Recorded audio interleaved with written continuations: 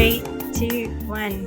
G'day, Ben Fife of Westwood Leather. Nice to have you on the show. It is my pleasure. Such a sincere pleasure to be here. Thank you. Likewise, Thank you for this man. invitation. What a sweet deal. I've been following you for years now, so this is a long time coming. That's so cool, man. Like, I love reaching out to like-minded people, and for some reason the internet seems to push great people like yourself my way. So super stoked, man. So you're right now you're in your studio. It's nighttime for you. Yeah. So I want it's to know. getting dark earlier. Yeah, I want to know. So this is your studio. Is it like a shop? Is it a workshop? Like, what goes on in your studio? Yeah, so I've got a fairly small, kind of like 12 by 12 room here, but behind me through the door is like a 16 by 48 foot center corridor to a barn. It's like a big kind of old style barn, but it's more finished in terms of the floor anyway. Wow. So that's more woodworking, drill press, sanders, grinders. That's very much a functional workshop in terms of like getting things done. But also serves my good purposes for leather work as well, because I have larger tables out there and I can roll out full hides and things of that nature. So that's so helpful to have all that workspace there. You're doing like carpentry back there as well? Yeah, anything that I need to do, which is nice in terms of metal work, carpentry, things like that. Yes, currently building a house like 2 miles south of where I'm at here. So that helps in those regards too. Table saw, just with the lumber and things like that, but also nice for finer woodwork if that comes into play. And making jigs. Jigs is like this. We'll probably talk about jigs later because there's metaphors to jigs that are important, and I'm sure where our conversation will go. But just really the ability to kind of, if you have an idea and you need to accomplish something in order to accomplish that idea, the shop is, that assistant space really, that where so much is possible. So just any amount of space in general for creating is always welcome. Yeah. Nice. So but it's definitely crowded in here.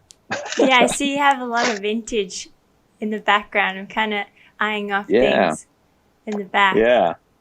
That flag back there is a sweet one. That's an early vintage pickup for me years ago, and it's probably like a 1944, I think, is actually the date on there. But it's the alphabet. It's the Nautical Alphabet. That's the W. Is that can you describe that for folks who are just listening right now? Like, what are we looking at? Is that the square in the back? Yes. Yeah. Sorry. Yeah. Right back here. So we're looking at a square piece of material with like squares inside it. It's like got a is red, that white, blue squares here, and it's fairly large. I mean, beautiful. The top has a heavy piece of canvas stitched across with a rope that runs through it. So this is a flag that you would hang from a mast or some kind of a flagpole on a ship to express a message. So this is the W. So typically they would probably assign a purpose to each letter so that they could shorten the task in order to accomplish what they were trying to say. And there's a flag for every letter. And this one just happens to be a beautiful combination. They're all really cool, to be honest, but it's rare to find one in 100% cotton. And this has multiple panels that are stitched, and it's all stitched together. And so many of the flags, probably past the 60s became nylon and more printed rather than stitched. So just has this great weight. I mean, from an aesthetic standpoint, sure, but then tactilely too, we can geek out on that kind of thing all day. Yeah. But it's a nice one. A really nice piece. Yeah. I want to talk and then about there's hats vintage all over the place. Yeah. Yes. You're like such a collector, and like, okay, I need to stop right here and explain to folks who are listening right now. You have a beautiful leatherworking business called Westwood Leather, and you're making all your pieces artisanally yourself. I love watching you're making videos of from start to finish. Thank you. All the pieces, because there's really so much thought and care and time that goes into your pieces, which is what make them works of art. So since we're on the vintage subject, let's talk about what you love collecting, why vintage is so important to you, and how that inspires the product development. Right.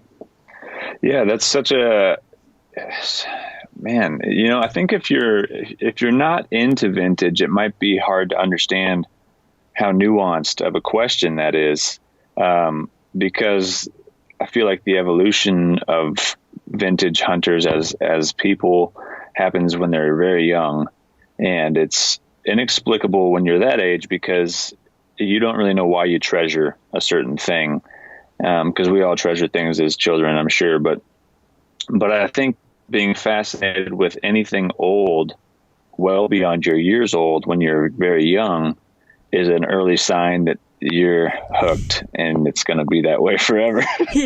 And I think it's as simple as Coke bottles, something that you just don't experience. When I was growing up, obviously most beverages were in cans. So just to see the bottle itself and the contours of the bottle and the way it felt and the colors and the tints of the glass, these are things that were striking me when I was, probably 10 years old or earlier even.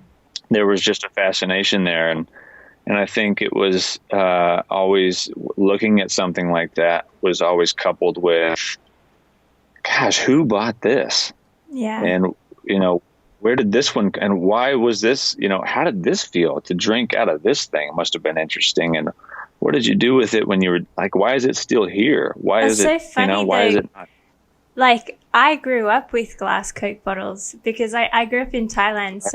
So we still use glass Coke bottles, man. And it's amazing.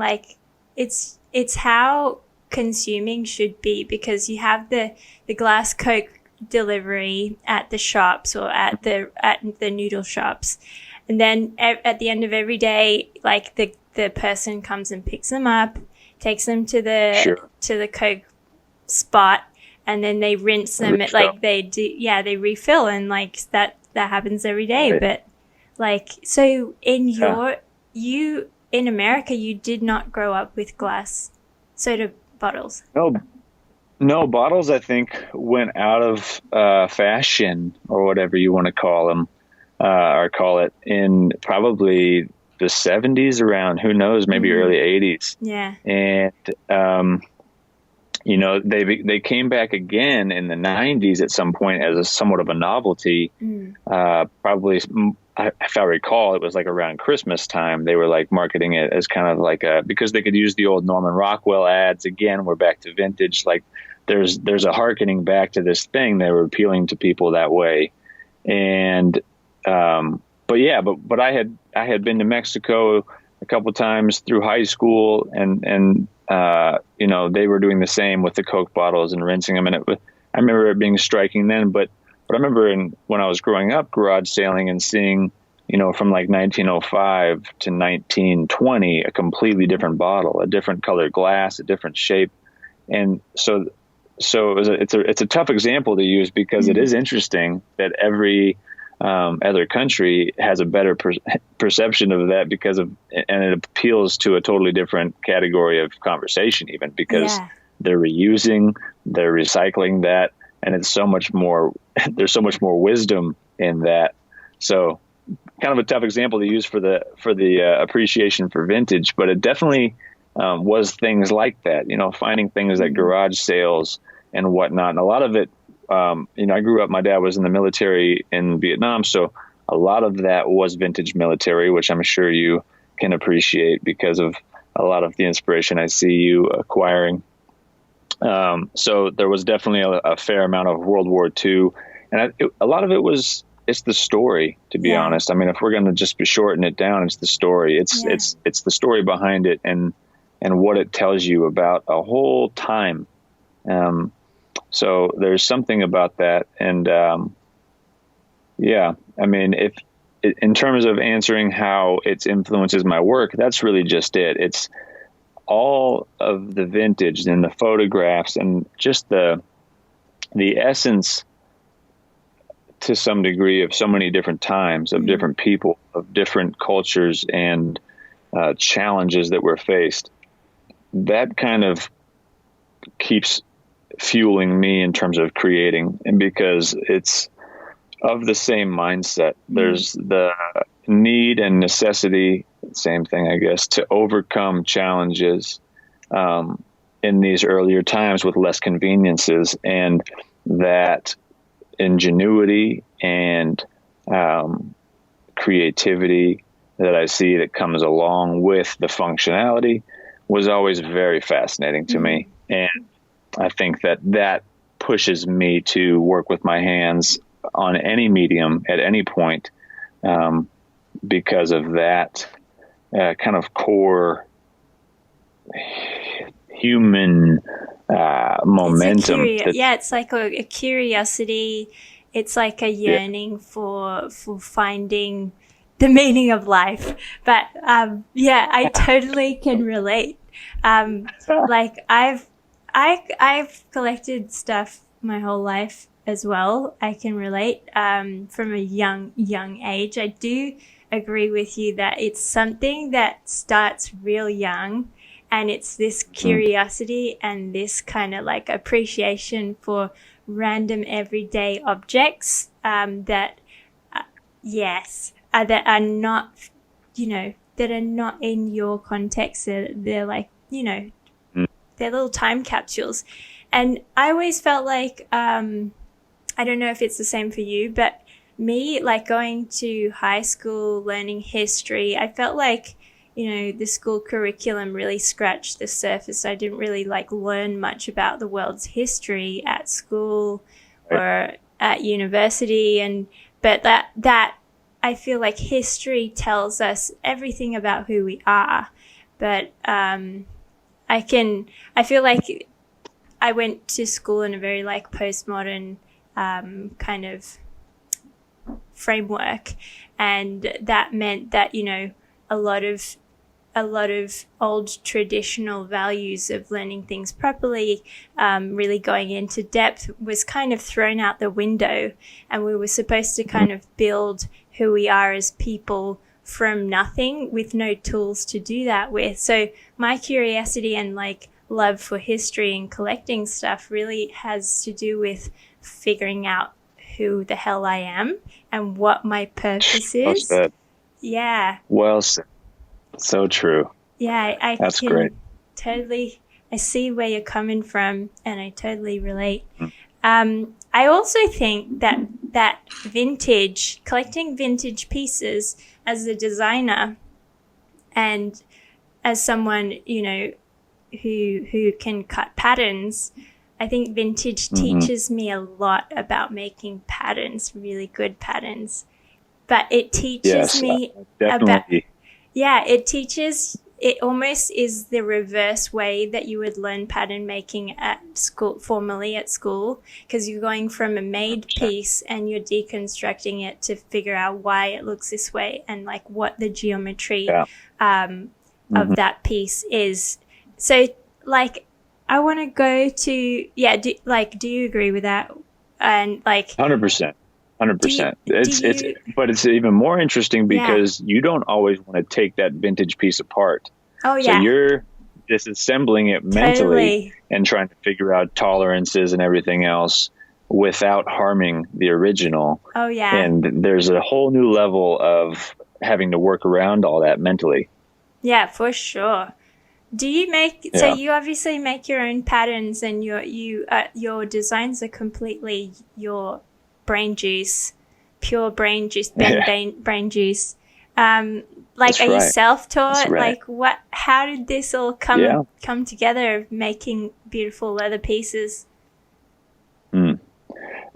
Yes. Yeah. Good question. It's, such an evolution in that regard too. I think I always worked with my hands my whole life in some form or fashion. Art was something I grew up doing throughout school, but we, at the same time, art was in school. It was always a class and always should be a class.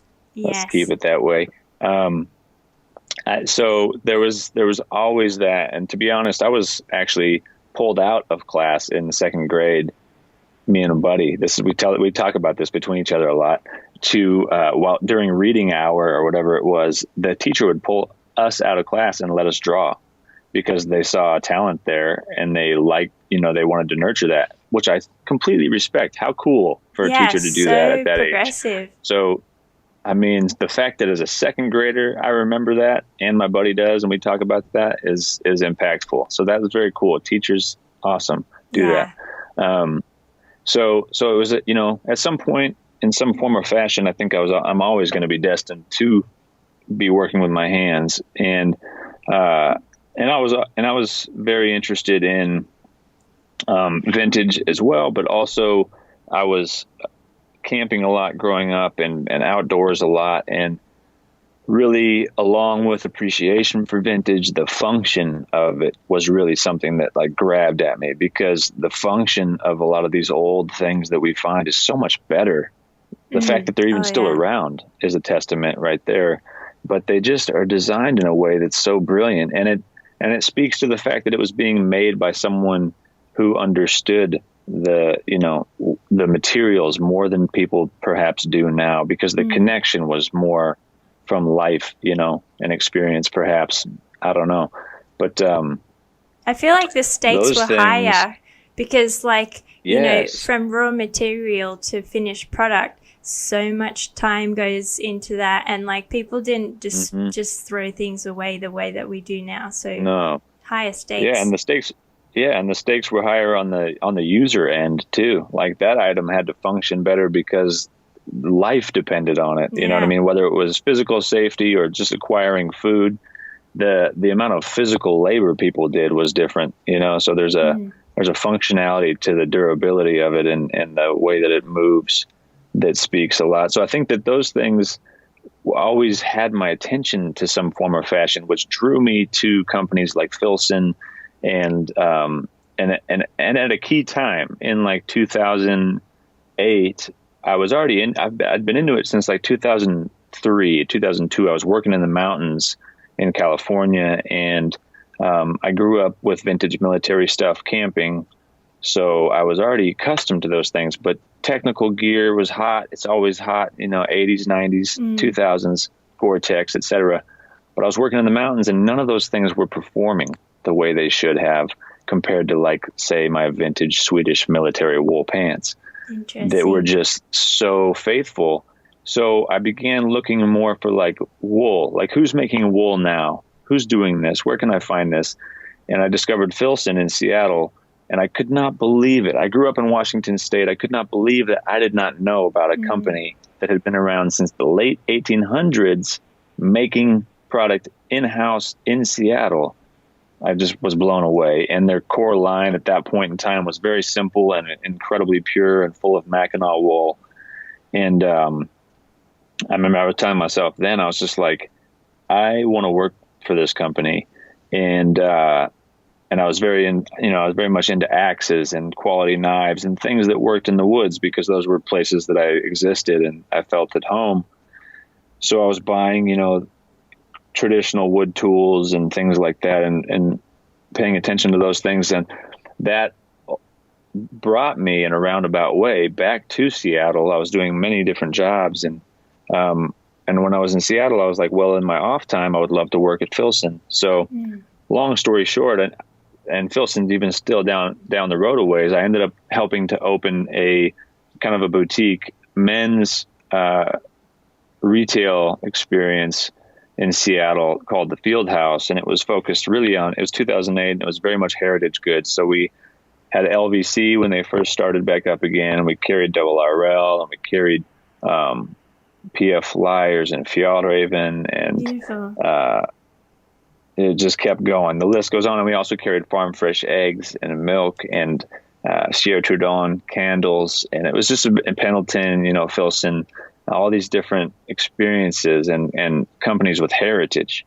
Mm-hmm. And this was my first exposure to kind of this resurgence of heritage that was taking place on the backs of these just giants, these icons of heritage that had been in business for real and for a century. And then these new companies that were popping up that were emulating and taking inspiration from this idea of how can we be more involved in the creative process and create something wonderful that way. So working at that shop was my first exposure to a company like Billy Kirk, and I'll give them a shout out because they really were early on, and their creative process and design and who they work with is still so beautiful. So I was working at the shop, I was managing and I was buying for them, and I had a lot of free time because it was very much a unique shop in Seattle. So you would get very intentional buyers. They would come through, and while the records were spinning, I'd be behind the counter and I'd be playing around with elements. And so I started playing with leather because it made sense. And I saw these wallets or belts and I was like, well, I want to try that. You know what I mean? Like I like the design, but maybe I want to do something a little different, or maybe this or that. So that was a conversational piece when customers would come in, because I would be behind the counter and they'd want to know what was going on, because most of that customer base is very inquisitive. So that became something that, I just kept working towards and playing with, and stuff was so simple then. It was just ridiculous. I was buying belts at a Goodwill kind of a shop and just carving those down and turning them into, watch bands and things like that. So it was just very simple stuff. You got to start somewhere. Got to start somewhere, hand stitching with thread from Joann's and needles. You just don't know anything about the craft. Yeah. You're just figuring it out. You're just making it work. And that's in some ways kind of the most wonderful part of the whole journey, because it's so full of curiosity, like you mentioned, and nothing. So you're as humble as can be, and you're just going after it because you want to. That's really where it began. And so that's kind of a long, real Cliff Notes version of some of the steps that took to get there. I feel like 2008 was like the most pivotal time for heritage coming back because of the global financial crisis. People were like, oh shit, true. We're destroying the planet and our own livelihoods by huge corporation and just mass consumption on such a rampant level. So that's when that was that beautiful birthplace or rebirth place for so many great brands like Filson. Eddie Bauer is another one. Brilliant. Totally. Nigel Caborn had a huge boom in 2008 as well. No doubt. It's unbelievable. Yeah, it was definitely a incredible year, and it continued like that. That's what's beautiful, is that it inspired a lot of new young people who weren't necessarily familiar with that kind of universe. I'm hoping that is the case, but even more so right now in the COVID apocalypse. I think people are really appreciating. They're just they had a minute to kind of stop and figure out, what's important. What do I want to put my money towards? What are my core values? What gives me meaning in my life? I'm hoping so. But I agree. Yeah. That is a good hope to have. And these are the circumstances that seem to spur that on. I mean, they kind of spur things in two directions. Yeah. So you're going to always have a little pendulum, but they definitely push and have been pushing, especially, people of our generation and time, towards more intentional self-awareness, as well as, and that translates into their how they approach the commercial and market, the marketplace. Yeah. I want to ask you really in depth about leatherworking, because I think it's something. Fire. I think it's fascinating. I do work with beautiful like artisans who make leather products for women's wear, but I've never myself like gone and made, you know, anything myself with my own hands. Like, let's start talking about, you know, the geometry, the, you know, the mechanics and engineering, the integrity of materials, and like, let's start from the beginning with like hides. Let's talk about where you're sourcing your leather, what you love about, what makes a beautiful hide to you, and why. Let's start from there. Okay. Well, that's something that is a very interesting part of the journey for probably any artist with their canvas. But leather is so vast, and along with the boom in 2008, you know, over that course of the last 12 years, there's been a very much a resurgence in leather work. I mean, it's pretty crazy. So that surge and that resurgence has also fueled all these tanneries, which is like the best part of all of yeah. And I think that the journey to discover what's out there has also changed immensely because of how much our World Wide Web has changed in the last 12 years. You know, love or hate it in terms of my relationship with technology. That is a gift that serves us in terms of sourcing materials and such, and connecting with people like this. Yeah. So great. So leather for me, I think I really only worked with the bridle at first, and it was interesting because most of what I had was like 7 to 9 ounce leather, which is about as thick as maybe 2 nickels stacked on top of each other, for reference to anyone. And very heavy. So stiff, you know, often used for belts and straps and things like that. So everything I was making was influenced by the design, or I should say every design and every pattern I was making was very much influenced by what the leather could do. It was chunky. I know I had to think in 3 dimensions, but I also was like having to think about how the structure would work, how it's stitched together. Everything had to take that into consideration. So just to talk about hides in realm of the design element, outside of just which ones I like and where I get them, so much of your design, so much of your craft is determined by your materials. Yes. It's such it's everything. It's so interesting. So when you don't know even what's out there and all you have is the one thing, it's cool because there's a challenge there and it forces you to like figure it out. And it's a great way to learn. But it's very much, you realize how one dimensional your craft has been once you discover the next thing, which is funny because it's just the next thing. It's just one next thing until you find the next one thing. So at first it was bridal, and then I was traveling around a lot when I first started working with leather. So I was actually just carrying some leather along with all the rest of my luggage in case I had, some interest to make something, or if I had a need to fill, which is really a big part of the whole process as well. So I never really branched into anything thinner until I stopped moving around. And then I started playing with like 4 to 5 ounce leather, stuff like that, which is more like the thickness of a quarter. So much more flexible, good for different kind of goods altogether. So that was cool. And I think, to jump back and kind of play off something that's happening currently in my world, I found there was a leather in 2010 that my buddy had purchased a belt, and it was made from this leather. It was the most insane thing. I can't even explain what it was. Just the smell. It was like, so everything else I described in thickness, double the thickest. It was like so thick, it was crazy.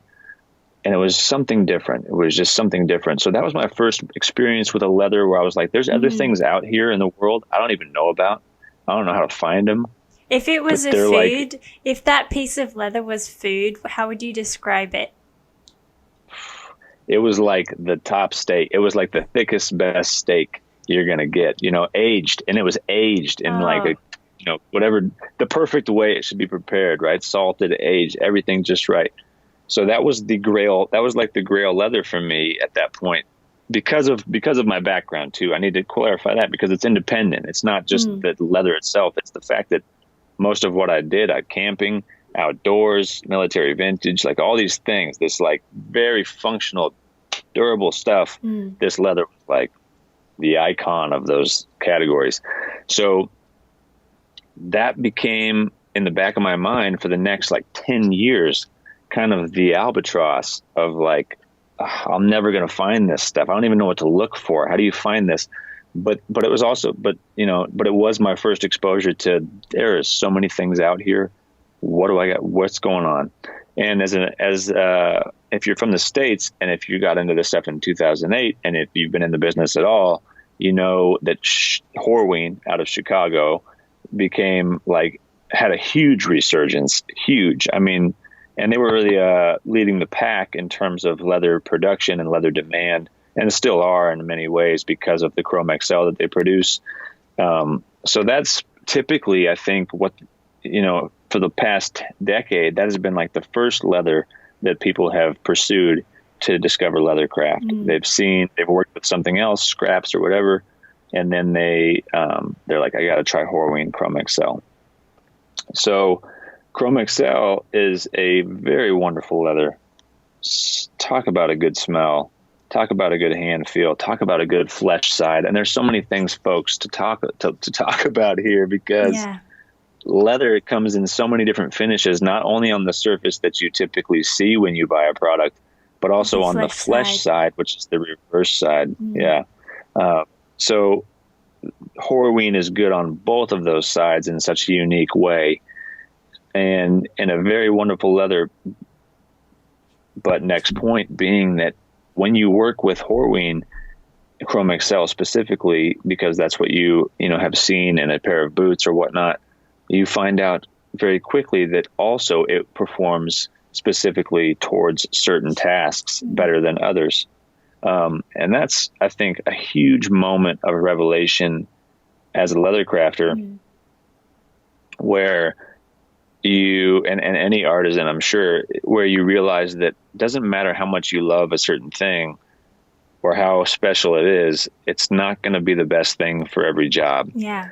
And you need to find out what the best thing is for every job, for how you design and for what you want to make and what you want your end product to be.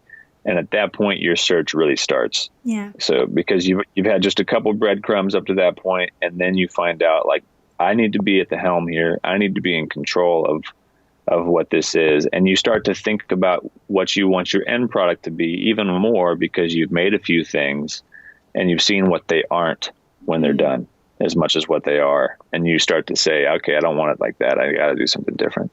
So then your hunt for leather really begins, and your understanding of weights starts to really kick in, especially as you start to acquire new tools, and the tools perform different tasks, and everything reacts a certain way.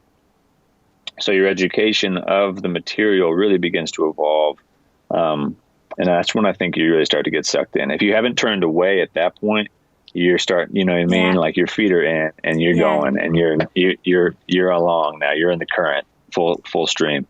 Yeah. So that's where it begins. And, and to jump forward, hopefully, I mean, to be honest, I have some talks with some other leather workers and other crafts folk about this.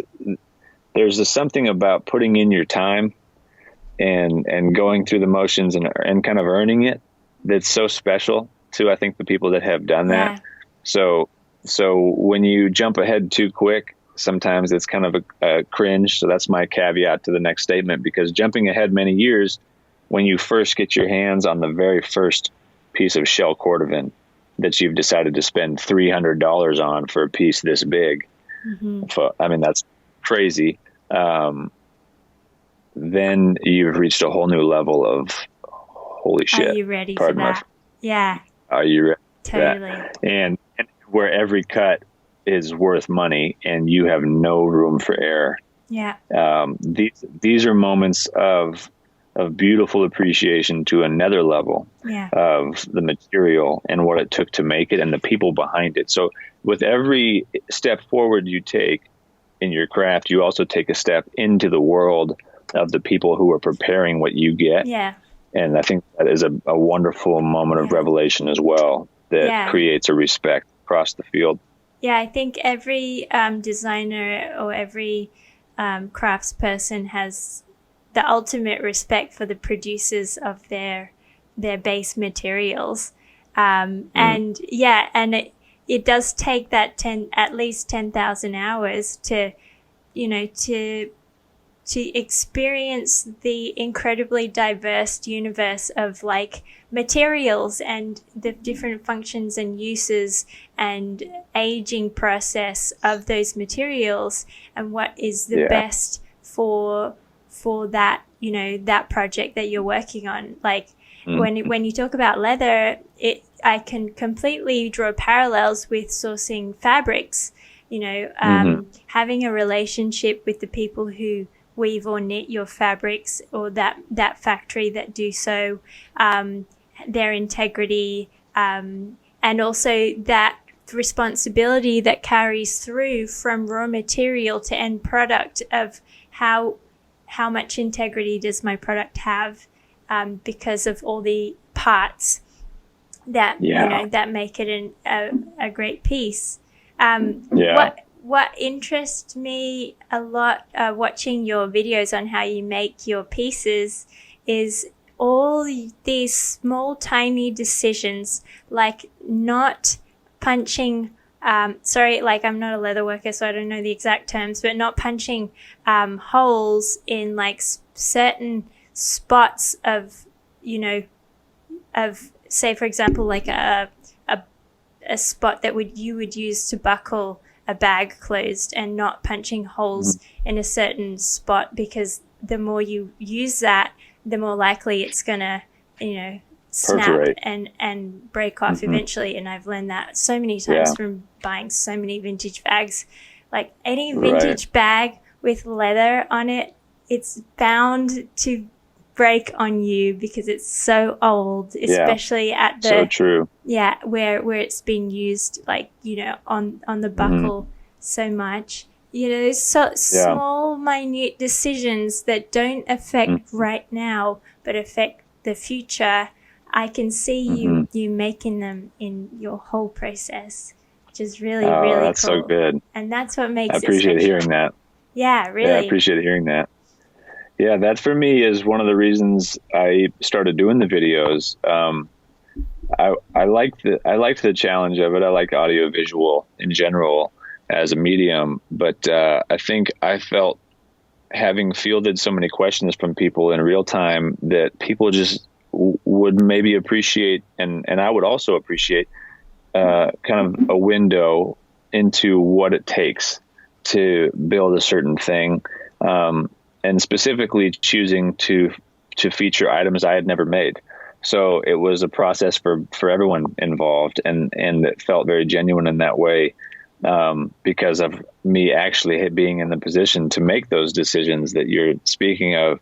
So I thought that might be a helpful educational video, as well as just kind of an interesting experience for entertainment, perhaps, or if anyone else was also getting into the craft, a way to maybe relate or whatnot. So nice for me to hear that, because I also know that I'm just a little crazy in my videos sometimes, because you work by yourself. We all crazy. You work by yourself. I'm saying just to you kind of before, like talking to myself.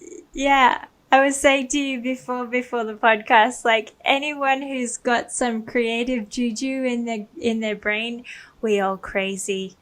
We're all a little bit crazy, or much so. So true. Don't tell anybody. So it's very much it's the design process is funny, and I just posted something about this the other day. Is I often, after finishing a custom item in particular, will get a question from people frequently, how long did it take you to make that? And my little diatribe or whatever on Instagram was basically like, that's such a tough question for me to answer, because with a project that I've never made, there's no way for me to measure my time in labor because of how many hours I sit by myself in quiet in some form of darkness, basically with I'm like wandering through like a CAD program in my brain, trying to figure out, like, if I do this, what happens to this next thing? If I do this, how is this flap going to function? What will this be interfering with? And you're troubleshooting anything you can run into, particularly with leather, because there's no second try. Because leather, you can't backstitch and go again. It's done. It's already done. You can't repair that. You know what I mean? There's no, and with customs, I don't have the time, money, materials to do a second. The prototype is the finished product. So I have to think about all these things beforehand. And then it's like a leap of faith when you know what I mean? Go forward, you're kind of like, and you're trying to re-examine throughout the process, but you definitely want to try to get everything as close to exact before you even start, because there's really not room for adjustments later, except for in certain categories, because, clearances and distance and measurements don't change. So I can't measure the hours into that kind of thing. I'll be driving, I'll be about to sleep, and I got to do some work, and I just have to sit there and think about things for a while and try to settle on something and then draw it up the next day. And so there's a huge element to that. And then there's there's so many moments of grace that feels like I don't even know where it comes from, where I'll be the day I'm supposed to do something, I'll think something different. And I got to change that. I got to do this. And I think back on it, and it's like, if I would have done it a different way, it wouldn't have worked out. Because once you're putting it together, you see how it works, and you're just like, oh my gosh, this is amazing. So there's these moments of mercy that exist that don't feel like they can fall into a category of time, anything on this earth in a way. It's like some intuitive, some gift, and you're just so grateful because of the fact that it saved your ass. You know what I mean? Yeah. So it's like, there's these, so I can't, that question is so tough for me because the person who's asking it has no understanding of what I'm doing. And I can't respond in a way that's rude. And I'm not even thinking in a way that's rude, because I know that their work is the same way for me. I can't fully understand what time they've put in. So I try to answer in a way that makes sense, including some of the things I just said, and then just kind of carry on and maybe enjoy the fact that there's a mystery to it, that they're like, what the hell did he say? You know what I mean? It's just like, that's the way it is. But it's definitely a mystery in life, for sure. That's what keeps the magic happening. I feel like, I think that's what I like about your videos. And I think it's so important now to have more transparency in the different, in the fashion world, there are the spectrum of fashion businesses is so wide. You have tiny, small makers, all, right up to huge corporations making, fast fashion, for example. And, I feel like for the regular consumer, that's not so apparent that there is such an incredibly diverse kind of spectrum. And I think I see that people, they do really want to know more about how their product's being made. They are starting to ask the right question, but we're still in the stone age of the understanding of how different things are made and how much time, how different businesses operate, and how much time and work goes into that piece, for example, for your pieces. So people are asking, they're starting to ask questions like, where is this made? Right. Is this sustainable? I hate that question as well, because that is such an incredibly, deep conversation, that takes a very long time. People are starting to ask this, but there is still such a basic understanding of how things work behind the scenes in this industry. But there is hope, because I think this happened in the food industry in the early 2000s. People started wanting to know where their food was coming from, who's producing their food, how it's, how it's getting to them, blah, blah, blah. So I think, I feel like that's happening with like, consumable goods as well. But we're still in the early days, super early days. Yeah. I think that's very much true. I noticed the same, that food and wine and beer, alcohol seem to be kind of the forerunners of a lot of the appreciation for how things were made, where they were coming from, the story behind them, and consumable goods seem to follow suit. And I think it's exciting, because I think that, what drew me to vintage in a lot of ways was how things were made, and what I appreciated about history, and so much of history, is that not only how things were made, but that most people could make them. Like, they could figure out a way to do to do what they needed to do. So that kind of follow through in response to necessity was just like so awesome to me. I had so much respect for that. Yeah. And I still do. And so I think that there's a thirst for that, because we get further and further from that existence as a culture, as a world culture. Yeah. And so many cultures are actually much closer to that than obviously the United States culture. There's still so many cultures that are much more connected to the land and the process. And really, I think that those are the people we need to be looking to as a world right now, as a way to reset, because that is where we need to be centered. That is where our minds need to be centered. Yeah. We're so human centric. We're so egocentric. And I think that's just in general across the board, the temptation comes with comfort that can happen.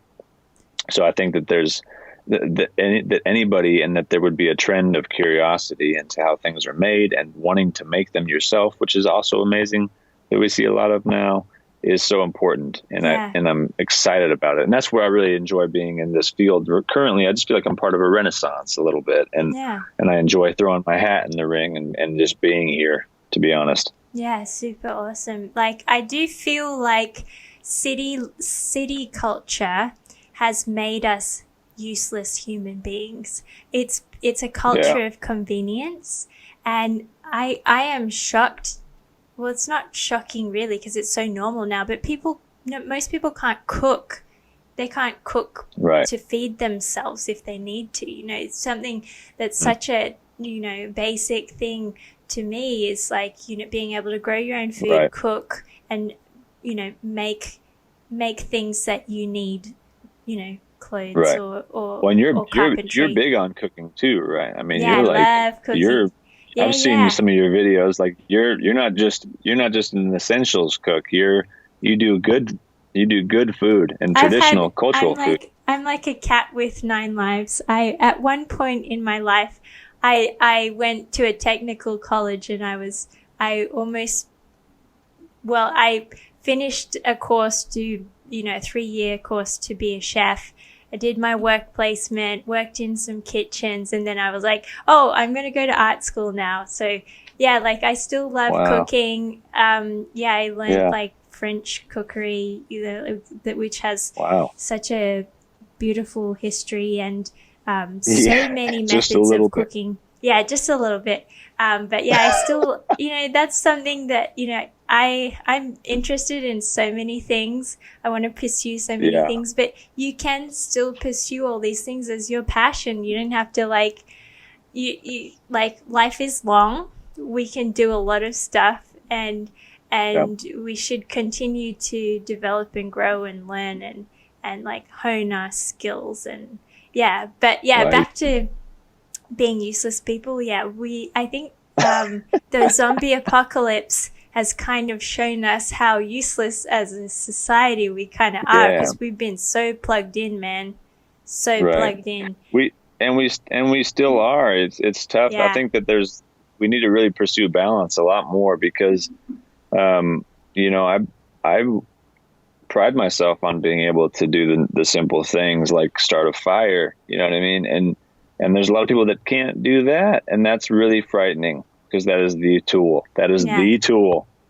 I mean, but it's just, but even myself, thinking about how much I'm on devices and how much I'm not necessity. And this is actually something I thought of the other day when we were going to do the podcast. And it's funny that it kind of came up, but it's just like, I heard at one point in the last couple of years that people's eyesight was failing earlier, and they had determined that it was because that they didn't see, there wasn't enough change in distance in their day-to-day activity. So in the past, where you would be communicating with what's around you and then looking to a horizon line, that's not happening now. Yeah. So we have less exercise of our actual eyes. That kind of thing freaked me out and made me depressed and sad, because it's just don't be sad. The horizon. What's better than that? And that's why it made me sad, because it was just like, we're missing out if we are not looking up. And we have to remember that as we try to progress, because progress, I think, has been defined as just forward motion. And that's kind of where the essence of Westward that I have packaged it with in my mind and soul is that progress is not just forward motion. Like, it needs to be back and forward. It needs to be, we need to be pulling from what's happened in the past in terms of what atrocities and mistakes have been made and how we can rectify and learn from those. And also what was being done well that we can learn from and try to bring back, instead of just thinking that we have the answer and the answer's ahead of us. Yeah. Sometimes the answers are, it's obviously not an original idea, but it's definitely often and more often the case now than ever, it seems, behind us. Like, the answers are something that's already happened, and we can take from that and improve upon it and pay homage to it and all those things. So my head's there a lot. That I feel I can relate to this mental battle that I see you often have between many, it's almost like you exist on a line between, modernity and history. And it's almost like a fine line between order and chaos. And you're always having this, I can see this really strong mental battle that you have. Do I show my work to the public? Do I keep it for this beautiful, intimate setting? Do I make something to a certain way, or do I? How do I reconfigure how this item that I'm making to work the best way possible? There's always that battle that you're having, and I think that's a battle that many creatives are always having within themselves. Yeah, it seems. So that's I think what you were just talking about is a beautiful segue into what is art, man. What is art? Oh, geez, this is an insane question. What is art to you? I've been thinking even more about this year than probably any year prior, because of the world circumstances that we are in, and particularly in the United States, how much more is even seeming to bubble up. And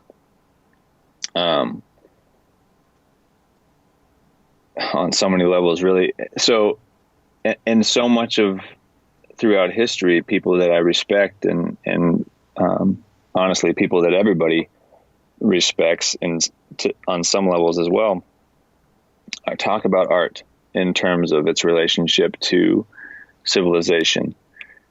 So I actually wrote a quick list to this question that's somewhat of a poem that feels like an appropriate response to art is. As you asked me this morning, I thought about it throughout the day, and here we go.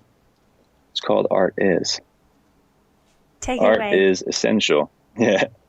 Art is essential. Art is fluid. Art is transcendent. Art is a portal. Art is a stethoscope time machine. Art is informative. Art is enlightening. Art is a salve. Art is planning, patience, and practice. Art is freedom, rebellion, and protest. Art is magnetic north. Art is boundless. Art is individual and community. Art is ancestral. Art is heaven and earth, holy and grounding. Art is firmament. Art is and will be forever. Art will outlast us all. Yeah, that's what art is to me. It's a lot of those things and probably a lot more, but those are some things that were running through my mind this morning. I just needed like a minute to like just kind of, wow, that was beautiful, man. That is definitely what art is. And I think for me, I think art is definitely that battleground. I think art is not only holy, but it can be the devil too. Yeah. That is. It's like a paradox. Art. Yeah. Yeah. I think. And as I was thinking about it, it's today, I was thinking about it. It's almost everything I thought of was a paradox. It was like, it was the balance. Art was the balance. That's how it felt. It's just like it's like the bridge between two things or all things. I don't even know. I think it's a bridge into somebody else's universe. I think it's a bridge to see perspective through somebody else's eyes. And I think a lot of artists and creative people who make art, they have a special perspective on the world that regular people need to be reminded of often. Because, you think about the Impressionists who painted, outdoor scenery really fast. It's reminding of us about looking out to the horizon. Yeah. And sometimes we forget that, and art. Yeah. Yeah. And I remember, this year, like one of the striking artists that's really rung in my ears a lot is James Baldwin. And he speaks a lot about this dilemma that we're speaking of self-discovery as an artist, of purpose, of calling, and not knowing how to use it and feeling like society doesn't always want it. And especially if you are someone like Baldwin, who has so much to say and so poignantly about stuff in our culture that is just so, important to bring forth and put on the table, and to have that power as an individual, to have that calling, comes with such an amazing weight, and I'm not, so with an individual like that, as they speak about it, you can really feel the internal struggle. And I think that's so beautiful, to listen to someone who is at his level speak about art in that way, as knowing what it will cost him, but knowing that he can be nothing but that there was nothing else he can be, he was created to be that. He will not be content in any other way other than through that struggle. And I think that's just that's really resonated with me a lot this year. I think I can also relate to that. I think there's nothing more powerful than knowing yourself and knowing and that I hate to use this word journey, but I'll use it anyway. Journey to knowing yourself. And maybe that's what life's all about. Who knows? Yeah. Maybe it's about nothing. That could be too. Such an artist. These are such artist questions. These are such artist questions. I think that's where art is so important, and really, to just pull some of the things out that I put on here to not just be so obscure. Art is magnetic north. I feel like the resonating theme that I noticed throughout history with individuals that speak about art, like Plato, for instance, if we're going to go way back, is the essential nature that art plays in society. This kind of litmus test of where are we, and is it okay, and what should we be doing? And if it's too calm, art shakes it up. If it's too out of control, art levels it out. It's like this, let's examine. And you see this throughout history. It's this beautiful portal to these moments of like, you can see art trying to define something or acting as a guise for something or helping to escape from something. There's all these different elements to which it acts as a vehicle to move the time and the culture from point to point. And often as we go through archaeology, it's the only thing left over. It's almost amazing that it's like, whether it's writing and text or paintings or sculpture or even architecture. What else do we really know? Hieroglyphs, it's all, you know what I mean? Things, the stones in the Inca, it's just super right angles. These things, we're awestruck by the simplicity and complexity of these things that we cannot even accomplish again with all our technology. So there's so much mystery in it and intrigue, and yet from culture to culture and civilization across the world, there's this continuity of art that exists in each culture.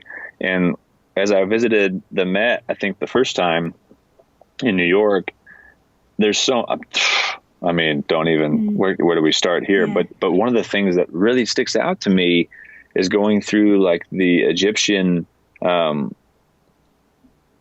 really, there's more than one exhibit has this, but you notice in some of the glass cases, figurines that were carved, that were found in a regular house by a regular individual, nobody special, no artist behind them. And, or in Spokane territory where I'm at, the tribes that lived in this territory, woven grass baskets, immaculate, like tight enough to carry water. But are they just like that? No, there's decorative elements as well. There's a change in textile to create a pattern. And why carve a figurine? Fun. Why put a pattern on something that's functional? Every culture doesn't just create for necessity. They create with an intentional purpose, whether it's for beauty or for praise or for ceremony. There's these elements that leave us with questions. Yeah. But regardless of the questions, I think that boils. I just wanted to just have a quick point on that. Why, like you're asking why make a watertight basket that is purely function, and why give it, that decorative detail? But doesn't that boil down to the values, the core values of that culture? That art is valuable. That's what is so fascinating to me, is that it's like you see it exist across the board, that no one just created without. There's another level of there's a soul in it. There's a while I'm doing this, I might as well do it like this. I might as well make it mine, put my mark on it, make it special, make it a gift. So I think that's art. That the fact that it is at the root of all things. We don't just do as a humanity. We try to do in a way that has a purpose, or whatever the purpose is, beauty or ceremony or even self-expression alone. There's this element that is a common thread throughout the beginning of time, as far as I can gather. I mean, why, telling stories. It's really telling stories. It's a story somewhere, whether it's for now, but the beautiful art tends to tell the story way later, much later in the future. So I'm always fascinated by that. Yeah. Ben, that was a fucking beautiful way to end this podcast. Thank you. We're was done. Awesome. All right. Thank you so much for being on the show. For folks who want to check out your art, how can they do that? Well, honestly, the social media, Instagram is probably the easiest way to keep up with what I'm most currently working on and doing. I don't have a lot of time outside of that and creating to update the website. So Westwood Leather account on Instagram is a good place to find me. Awesome. This is such a pleasure. Thank you so much. We need to do it again. This was, I felt like we only just, scratched the surface of this. We're kindred, Lauren. We're kindred. I can tell, filling in blanks, we understand each other on many levels. So this was real special. I appreciate the invitation. Well, I appreciate you, man. Bye, everybody.